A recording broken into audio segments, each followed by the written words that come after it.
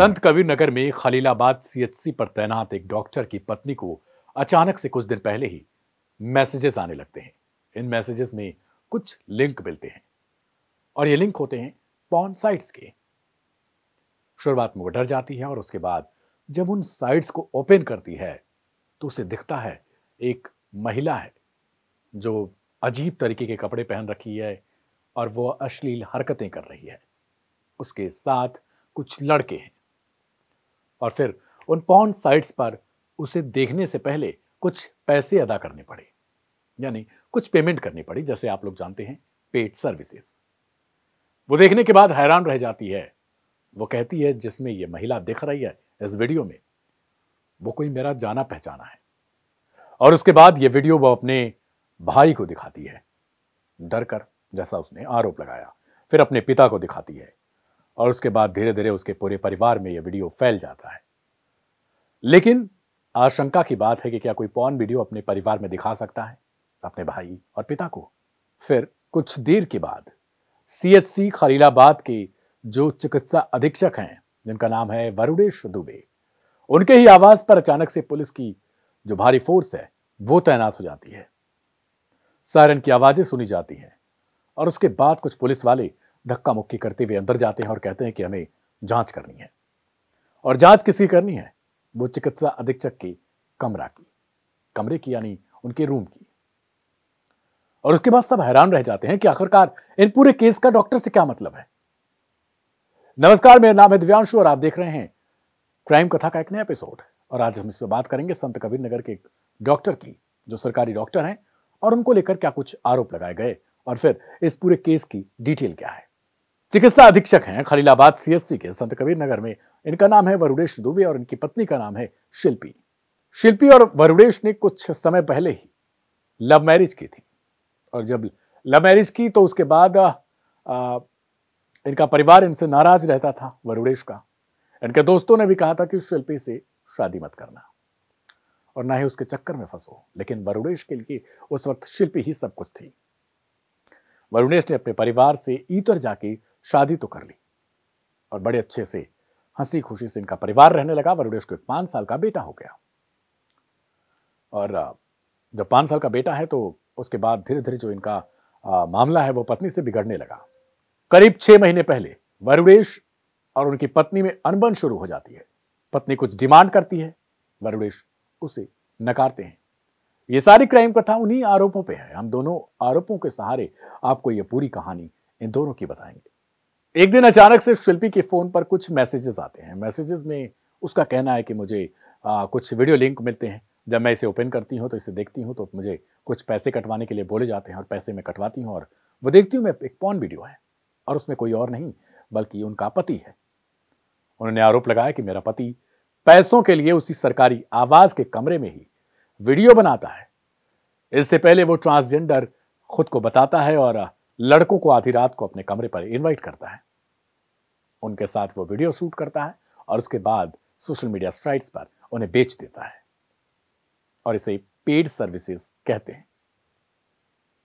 शिल्पी के जब आरोप लगे उसके बाद वरुणेश हक्का बक्का। सवाल यह है कि क्या वरुणेश वास्तव में यह सब करते थे? इसके लिए वरुणेश की तरफ से एक वीडियो जारी किया गया। अब जाहिर सी बात है, किसी के ऊपर आरोप लगाएगा तो वो अपने आरोप को खारिज करेगा। सबसे पहले हम वरुणेश की वो कहानी जो खुद वो बता रहे हैं वो सुनवाते हैं और उसके बाद हम आपको बताते हैं वो दिलचस्प कहानी। चिकित्सा अधिकारी हूँ जिला कारागार संत कबीर नगर का और सीएचसी खलीलाबाद में मैं अधीक्षक के पद पे पदस्थ हूँ।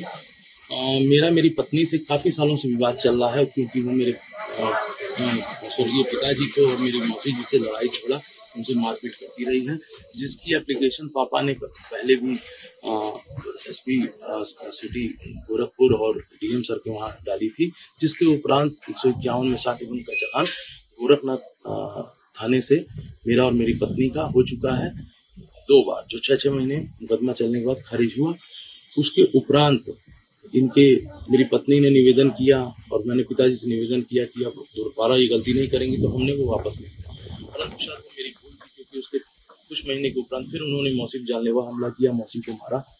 उसके बाद जो है थाने में तक बात गई, ये हुआ कि ये यहाँ नहीं रहेंगी। मैं और वाइफ अपने पिताजी का घर छोड़ के खलीलाबाद वाले आवास पर्यावरण में। मैंने सुरक्षा के दृष्टिकोण से वहां पे कैमरे लगवा दिए, परंतु मेरे ऑफिस जाने के बाद न जाने किन कारणों से वो कैमरे को डिस्कनेक्ट कर देती, और जब मैं ड्यूटी से वापस आता तो फिर कैमरे को डिस्कनेक्ट करके मुझसे झगड़ा करती।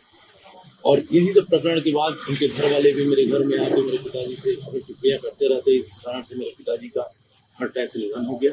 आपने वरुणेश को सुना, उनके पक्ष को सुना, उनकी पत्नी की कहानी मैंने आपको पहले बता दी। अब जब पुलिस पहुंचती है कमरे के अंदर, पूरी तरीके से खंगाला जाता है, तब बाद में पता चलता है कि असल में उस कमरे में तो कुछ ऐसा है ही नहीं जैसा रिकॉर्ड बताया गया था एफआईआर में शिल्पी के द्वारा। अब असली कहानी जो दावा किया जा रहा है वरुणेश की ओर से, यानी डॉक्टर की ओर से, डॉक्टर साहब का यह दावा है कि उनकी पत्नी 6 महीने पहले से ही इन पर बहुत ज्यादा दबाव बन रही है कि दुनिया ही छोड़ दें, यानी चले जाएं। अब डॉक्टर का कहना है कि पत्नी मेरी इसलिए ये सब कुछ कर रही है ताकि मेरी 300 करोड़ की जो प्रॉपर्टी है उस पर वो अपना दावा कर सके, और मैं चला जाऊंगा तो मेरे माता पिता को तो कुछ मिलेगा नहीं, सब हिस्सा पत्नी के पास चला जाएगा। वरुणेश का इतना तक कहना है कि मेरी जॉब भी उसे चाहिए, इस वजह से वो ऐसा सब कुछ कर रही है। वरुणेश का कहना है कि वो मेरे पिता, माँ, मौसी सबको मारती पीटती रहती थी कुछ महीने पहले से ही। ये सब कहानी वो बता रहे हैं कि ये किसी और के कहने पे नहीं बल्कि शिल्पी के परिवार के कहने पर हो रहा है, यानी उन्होंने अपने परिवार पर यह सब कुछ थोपा है। वरुणेश आगे बताते हैं कि असल में मैं तो दबने वाला नहीं हूं, मैं दुनिया नहीं छोड़ूंगा और ना मैं ये लड़ाई छोड़ूंगा, और युवाओं से अनुरोध करते हैं कि आप सब भी ऐसा मत करो, दुनिया छोड़कर चले जाओगे तो अगले को चांस मिल जाएगा, उसे और बल मिलेगा, वो और लोगों के साथ ऐसा करेगा। डॉक्टर बताते हैं कि मैंने इतना तक कहा अपनी पत्नी को कि तुम मेरा आधा हिस्सा ले लो और मुझसे अलग हो जाओ, लेकिन वो तैयार नहीं है क्योंकि उसे पूरा हिस्सा चाहिए और इसके लिए वो मेरी नौकरी भी चाहती है। शायद इसी कारण से वो आधा हिस्सा लेने के लिए तैयार नहीं है। वरुणेश के खिलाफ फिलहाल जांच हो रही है। जिलाधिकारी के पास चूंकि रिपोर्ट गई थी, जांच करवाने के लिए गुहार लगाई गई थी शिल्पी की तरफ से, इस वजह से उन्होंने ऑर्डर दिया था। मजिस्ट्रेट बाकायदा वहां पर पहुंचे थे, थाने की फोर्स पहुंची थी और उसके बाद जांच हुआ। फिलहाल जांच चल रही है आगे की, लेकिन जो शुरुआती जांच है उसमें कुछ भी ऐसा नहीं मिला है। वरुणेश की तरफ से और कुछ क्या बताया जा रहा है वो सुनिए, फिर हम आपको बताते हैं कि पुलिस की तरफ से क्या कुछ कहा गया। ऐसी महिलाओं द्वारा, खराब महिलाओं द्वारा जो महिला के संरक्षण में जो कानून बने उसका दुरुपयोग किया जा रहा है, उसके लिए मैं आवाज उठाऊंगा और मैं आंदोलन करूंगा। मैं और भी अन्य पुरुषों को यह बताता हूं कि ऐसी स्थिति में कभी भी सुसाइड ना करें और डट के सामना करें, ताकि यह कुरीति खत्म हो। यह सती प्रथा से भी बड़ी कुरीति भी चल रही है कि दामाद को और पति को प्रताड़ित करके उसको मार दो, सुसाइड कर दो।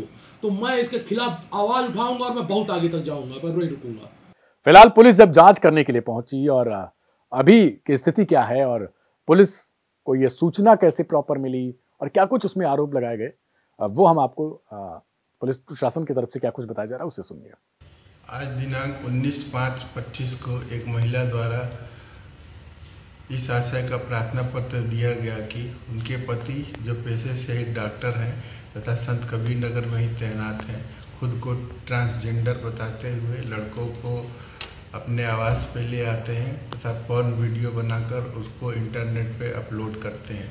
जब मुझे इस बात की जानकारी हुई तो मेरे द्वारा उनसे इन वीडियो के बारे में पूछताछ की गई, तो उनके द्वारा मुझसे मारपीट की गई। जब मैंने अपने पिता और भाई को, अपने पति को समझाने के लिए बुलाया तो मेरे पति द्वारा उनसे भी मारपीट की गई। इस तहरीरी सूचना के आधार पर थाना कोतवाली खलीलाबाद में सुसंगत धाराओं में अभियोग पंजीकृत कर लिया गया है तथा विवेचना की जा रही है। मौके पर शांति व्यवस्था कायम है तथा आगे के साक्ष्य संकलन की कार्रवाई की जा रही है। जो भी साक्ष्य प्रकाश में आएंगे तदनुसार विवेचना आगे की जाएगी।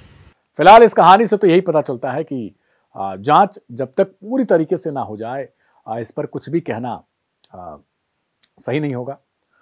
लेकिन अगर पति की बातों को सच माना जाए तो संभवतः आजकल इस तरीके की स्थिति बन चुकी है, हमने कई सारे केसेस देखे। लेकिन अगर पत्नी की बातों को माना जाए तो ये बहुत बड़ा अपराध हो सकता है। एक सरकारी डॉक्टर अगर इस तरीके से काम करता है, लेकिन सवाल तो ये भी है कि अगर पति सही निकला तो जो मीडिया में खबरें चली हैं उसके सहारे जो वरुणेश की छवि को हानि पहुंचेगी, क्या उसकी भरपाई पत्नी से करवाई जाएगी? ये दिलचस्प बात होगी। इस वीडियो को शेयर करिएगा जरूर, ताकि जब कहानी आए तो हम ये तय कर सकें कि आखिर क्या कुछ सही था और क्या कुछ गलत था। मेरा नाम है दिव्यांशु, मिलेंगे कल एक नए एपिसोड के साथ। तब तक के लिए दीजिए इजाजत। अपनों का बहुत ख्याल रखिएगा। शुभ रात्रि, नमस्कार।